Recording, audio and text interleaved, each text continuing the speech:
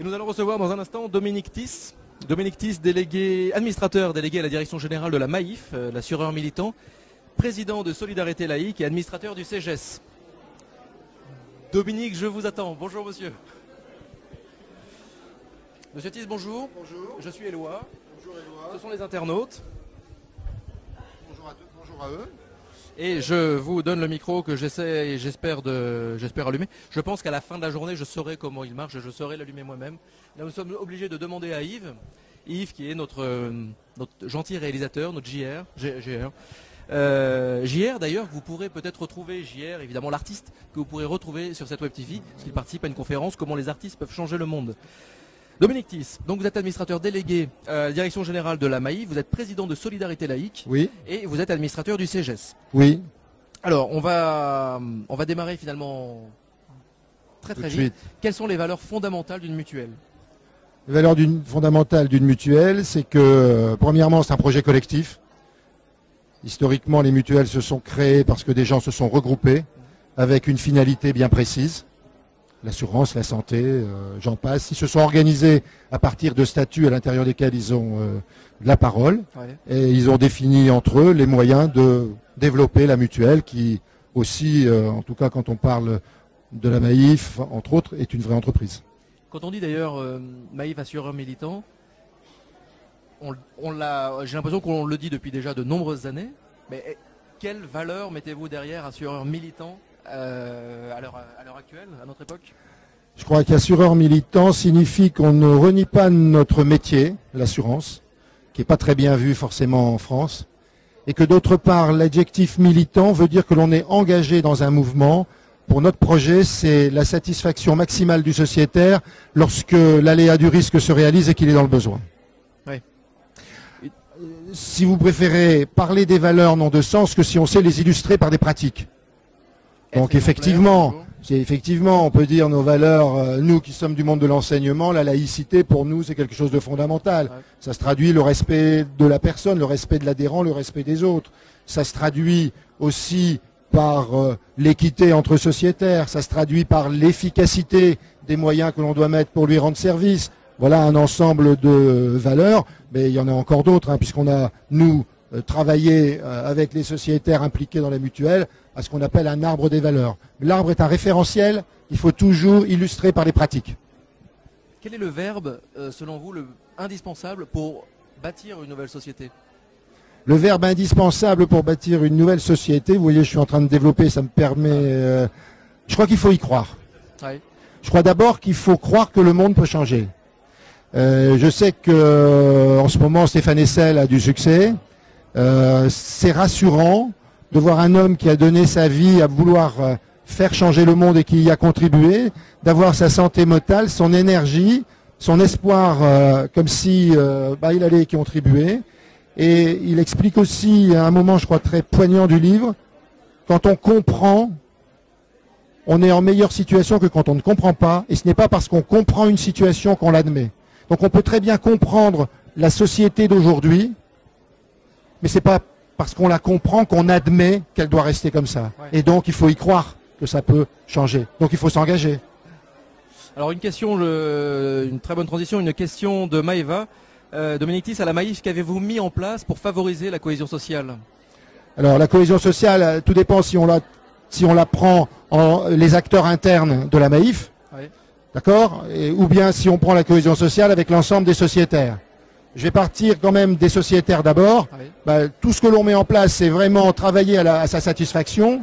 On a des mesures permanentes de cette dernière. On a une fidélisation qui est maximale.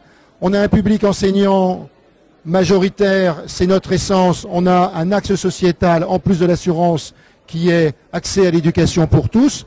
Toutes les formes d'éducation et tout au long de la vie. Ça, c'est notre cerise sur le gâteau assurantiel. Donc c'est vraiment un engagement vis-à-vis de nos sociétaires. Et en interne, vis-à-vis des salariés, tout à l'heure, il y avait une question sur l'échelle des salaires à la Maïf, parce que derrière, il y a un peu ça. La cohésion sociale, elle passe bien évidemment par des moyens matériels, des conditions de travail qui sont décentes, et je peux vous dire qu'elles sont plus que décentes à la Maïf. Elles font même l'envie de beaucoup. Il n'y a pas un salaire net à la Maïf, même aux cuisines, pour les gens qui nettoient, etc., inférieur à 1 500 € net. Autrement dit, Le moindre salaire brut, c'est entre 1900 et 2000 euros. Échelle des salaires maximales, on est dans le monde de l'assurance, ça peut paraître beaucoup, c'est de 1 à 13, c'est dans les annexes. Ouais. Bon. Ensuite, par rapport à la cohésion sociale, il y a des formations spécifiques au sens donné au travail lorsque l'on est à la Maïf et quand on est dans la mutuelle Maïf. D'accord. Et j'imagine qu'il y a un dialogue qui s'opère avec les adhérents, avec vos clients et, Oui. et les parties prenantes de la Maïf. Oui. Alors la première partie prenante de toute entreprise, c'est le client. Chez nous, la plus importante partie prenante, c'est le sociétaire. Sociétaire, c'est membre d'une société. On n'a pas d'actionnaire. Donc quand on est sociétaire, on a capacité d'intervenir pour la faire évoluer, pour la faire vivre. Donc on a bien évidemment une démocratie qui se construit, les sociétaires élisent d'autres sociétaires qui sont très impliqués, qui ont des tas d'informations, qui ont des débats, des réunions et qui forment l'Assemblée générale. Mais en même temps, en plus, on a depuis la création de la mutuelle des sociétaires qui sont mandatés par le conseil d'administration pour le représenter dans les départements, y compris et surtout d'abord dans la relation sociétaire. Chaque fois qu'il y a des situations humaines dignes d'intérêt, l'humain doit prévaloir quand on le reçoit. Ils analysent et ils donnent un point de vue pour savoir si le technique a parfaitement rempli son rôle ou s'il y a des ajustements possibles. D'accord.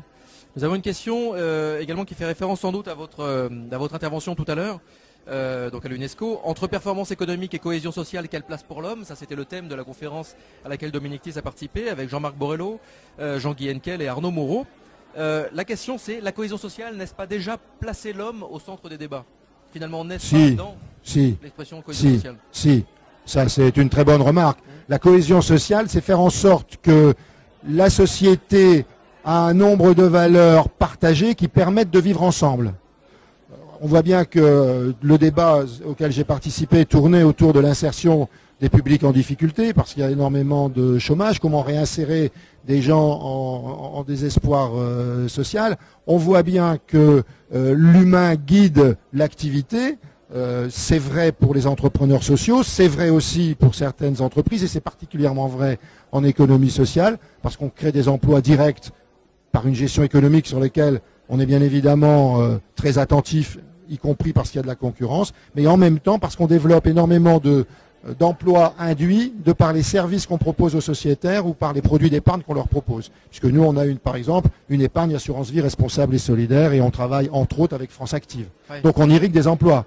On a un livret d'épargne autrement qui consiste à aider une association à fabriquer des livres pour déficients visuels. Il travaille avec une entreprise d'insertion en Bourgogne. Voilà 2 exemples, mais je pourrais en prendre un 3e. Dans nos contrats, lorsqu'il y a un accident grave, l'assistance à la personne est toujours proposée plutôt que de faire un chèque. Faire un chèque, débrouille-toi, on a bonne conscience. Oui, c'est pas ça. Non. Quels sont vos besoins? Je dois conduire mes enfants à l'école, ou j'ai besoin 2 heures, 3 heures d'une femme de ménage. Et quand vous multipliez le nombre de situations, vous avez des centaines de milliers d'heures qui sont payées à des personnes qui sont dans des associations. Et pour la plupart, pour beaucoup d'entre eux, je ne connais pas le nombre, mais beaucoup d'entre eux sont en réinsertion. Donc il y a l'action directe sur l'emploi, il y a l'action indirecte. Parce qu'on a donné le service à tout le monde et qu'on a mutualisé la recette, ça peut permettre d'organiser les dépenses en les orientant vers ceux qui en ont besoin et de faire travailler des personnes qui, sans ça, n'auraient pas forcément eu d'emploi. Vous y avez fait une légère allusion tout à l'heure, le monde de l'assurance n'a pas forcément très bonne presse. On a l'impression que le public, il y a eu une sorte de rupture avec le monde bancaire et le monde de l'assurance. Comment faire pour un assureur, pour redorer son blason et pour lui montrer que finalement, c'est pas forcément si simple? Je pense que je vais parler de la Maïf et des mutuelles en général. Les mutuelles, c'est quand même, je crois que toutes les mutuelles, c'est un véhicule sur 2 et une maison sur 3. Donc, elles sont dans le marché bien au-delà de leur influence en nombre d'emplois, je dirais, par rapport aux autres sociétés d'assurance. Donc, les mutuelles, en général, pour les mutuelles d'assurance, c'est ça. Les mutuelles santé, c'est plus de 60% en couverture complémentaire qui ont choisi une mutuelle. Il y en a qui n'en ont malheureusement pas, et il y en a qui choisissent des sociétés privées. Mais pour ce qui concerne la Maïf, toutes les études que l'on a et qui apparaissent dans le grand public, on a eu 7 années de suite le premier prix de la relation client en assurance et 2e, toutes catégories confondues. On n'a rien demandé. Ce sont les gens qui disent la Maïf, on apprécie. Pourquoi? Parce que la relation est dans la confiance et qu'on n'a pas l'impression d'être pressurisé par un contrat, mais qu'on est vraiment dans une relation de service qui prend du temps, etc. Donc on y est très attentif. Notre modèle de développement, il est en parfaite cohérence avec l'idée mutualiste de construire dans la durée. Ouais. Et pour construire dans la durée, il faut de la fidélité. Il y a un excellent bouquin d'Alain Etchegoyen, qui était philosophe, qui est malheureusement décédé, et qui s'appelle La force de la fidélité. Et je l'ai entendu à la tribune dans un colloque prendre l'exemple de la Maïf. Il ne savait pas que j'étais dans la salle, mais j'y étais. Prendre la force de la Maïf pour illustrer que la confiance est vraiment quelque chose qui ne se mesure pas financièrement, mais qui est un atout majeur pour construire une entreprise mutualiste, entre autres.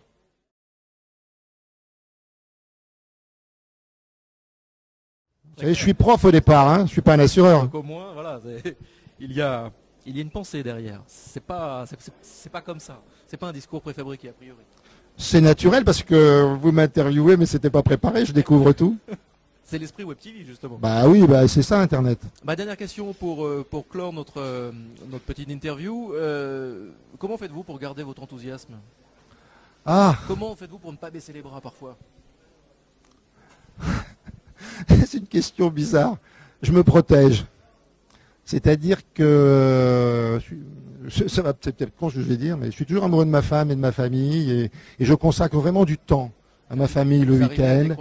Et je rentre tout à l'heure, là c'est exceptionnel que je sois en représentation Maïf quand même, quelque part le samedi. Je rentre, la serviette reste dans un coin.